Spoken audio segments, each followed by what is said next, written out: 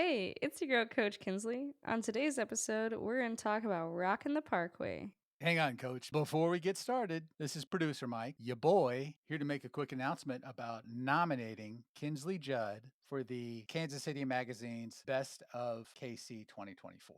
I want everybody out there to go to coachkinsley.com, scroll down, and nominate Kinsley Judd, Best Personal Trainer. Do it now. Tell your friends. Welcome to 15-Minute Fitness Fix with Coach Kinsley. I'm producer Mike, senior editor for the podcast, and a former client of Coach Kinsley's who benefited from every rep until I heard 3, 2, 1, let's go! Remember to always consult your physician before starting any nutrition or fitness regimen.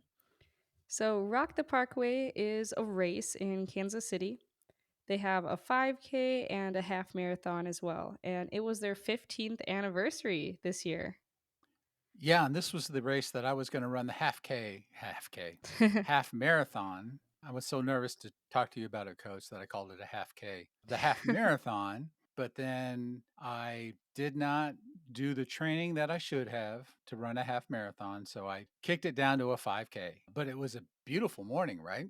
Oh, yeah, it was lovely. And you did really good at the 5K. Yeah, had set some goals for myself because I knew from looking at the elevation map that there was a big hill. But what I didn't realize is Kansas City is full of hills. And what I thought was the hill was only half the hill. And so my main goal of running up that one hill, I did not hit because I just didn't have the gas to make it up the whole hill. Because I crested that first hill, which I had ran up, and then I saw, and there was a whole nother hill ahead of me. I'm like, I don't think I have this. And I got about halfway through, and some power walkers were walking past me. I'm like, okay, all right, fine. It's okay to walk. But I finished. And that's what's most important. It's definitely okay to walk. You still finish it out and you got your nice medal at the end. So your goal was to run up both hills.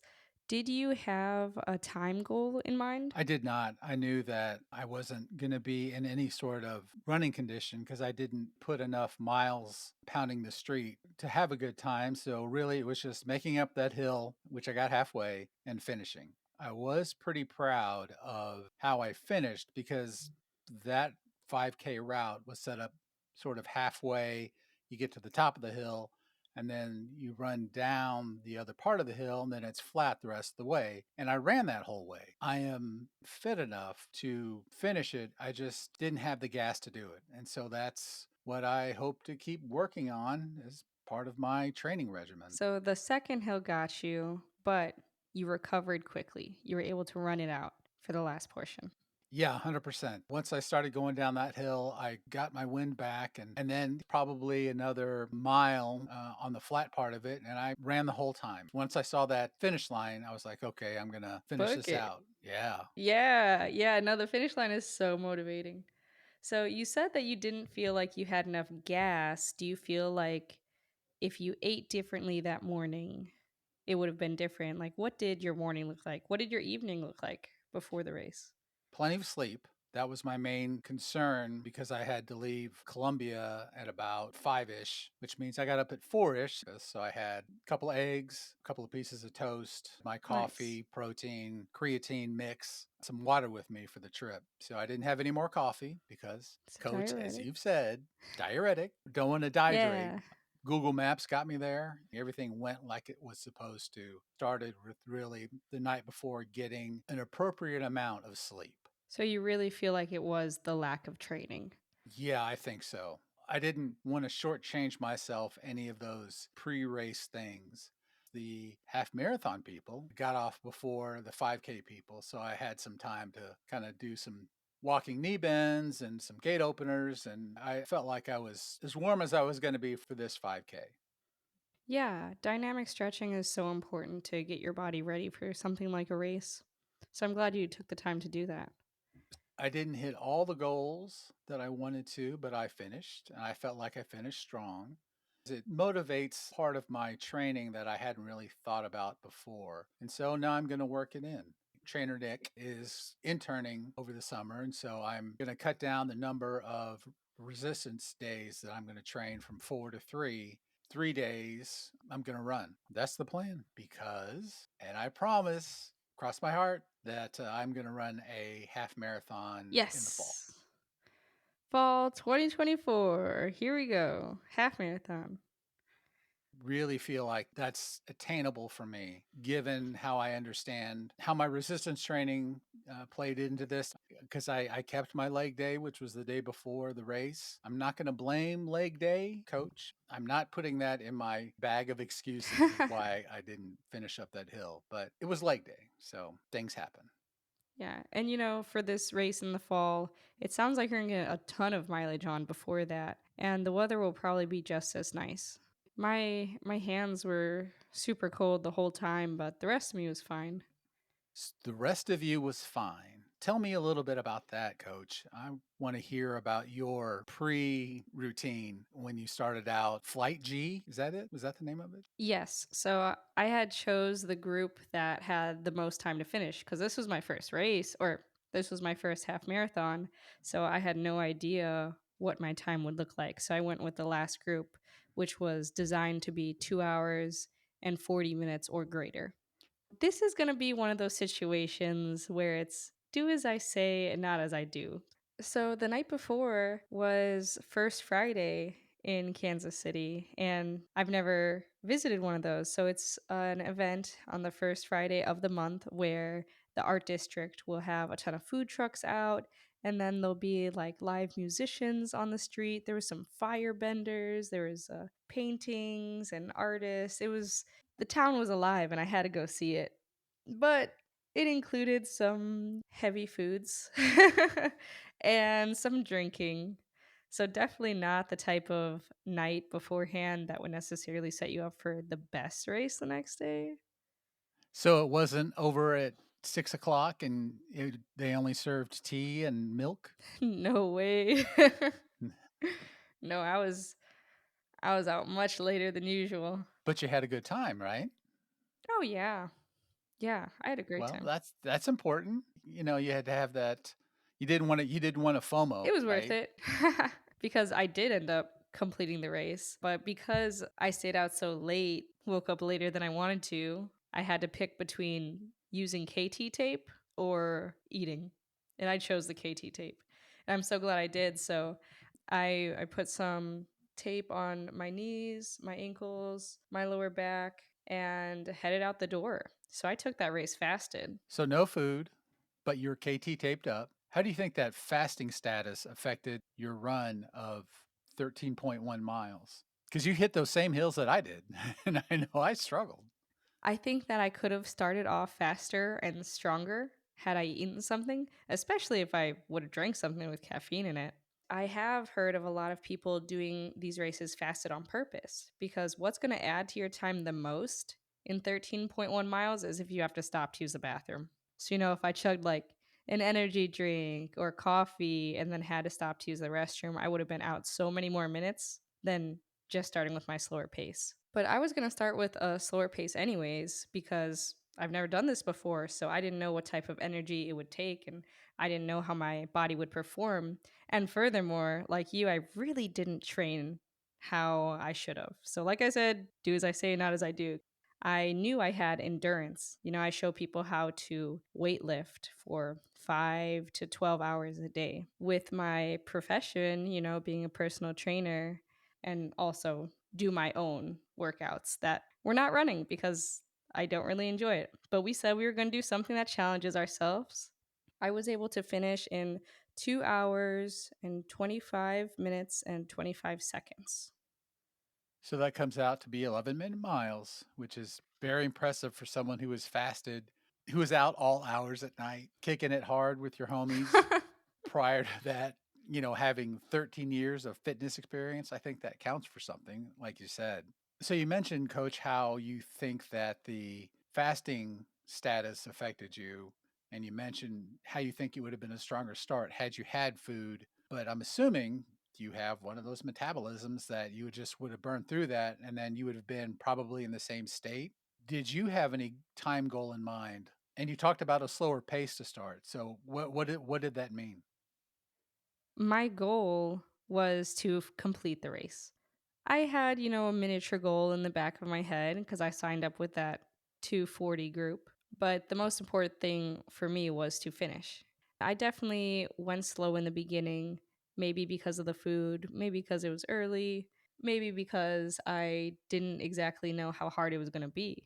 For the first 6 miles, I was pretty light jog. Honestly, you're supposed to run your own race, right? You're supposed to focus on yourself, do your thing, complete it, stay in the zone. I don't run with music. I don't work out with music. I'm hearing people like hacking up, huffing and puffing and at the 6 mile. And that's when I thought to myself, am I supposed to try harder? Like, should I be struggling a little at this point? So I picked it up a little bit around 6 miles. I picked it up some more around 8.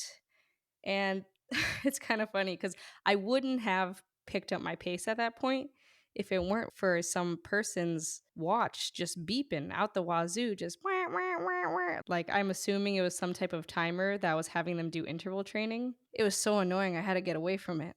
And then when I got to 10, that was sweet relief. Only 3.1 left. And that's when I started really booking it. And then similar to you, when I saw the finish line, had those long strides, and I was like, "Yes, gonna finish this out." Yeah, I saw you bounding down the finishing chute, but you were smiling, moving pretty quick, passing people left and right. I was like, "Man, that was coach's pace. Look out." Had a strong finish that was pretty inspiring. Thank you. You said I was bounding down. I feel like I could have tried harder because at the end of the race, I still felt like I probably could have kept going for 3 or 4 more miles. So now I know for next time in fall that I can definitely pick up the pace and maybe even get like a 2-hour half marathon. We'll see. Stay tuned. That's running nines, coach. That's running nines. You finished the race. So what happens next? Immediately after, one of my friends was actually handing out the medals, and she's trying to talk to me like I didn't just run 13.1 miles. Hey, Mary. I said, thank you, thank you. I'm going to keep walking. And that's what I did. I just kept walking. It's not great for your heart to immediately stop after doing something like that. It's not great for your muscles either, but I was mostly concerned about my heart. So I kept walking for a while.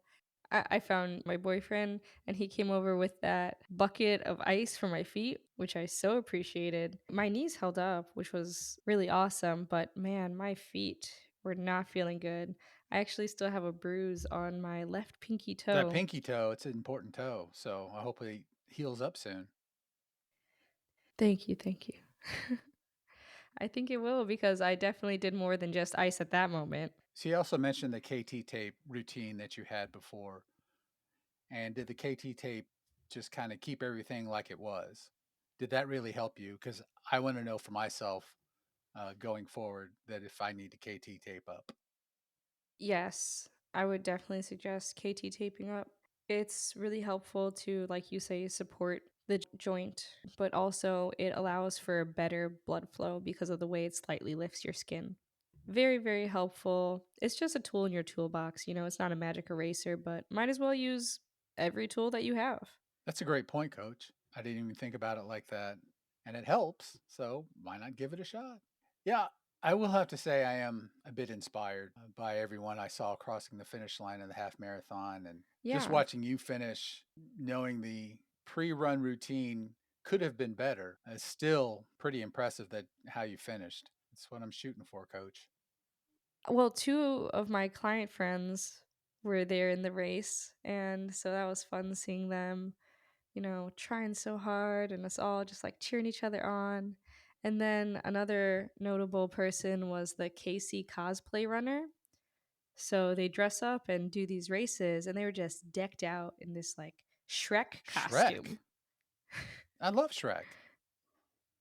I don't think Shrek would run a half marathon, but this KC runner did. I don't know. I hear those ogres, they got a lot of gas. Plus, those muscles are so big. I'd give an ogre a shot at finishing a half marathon.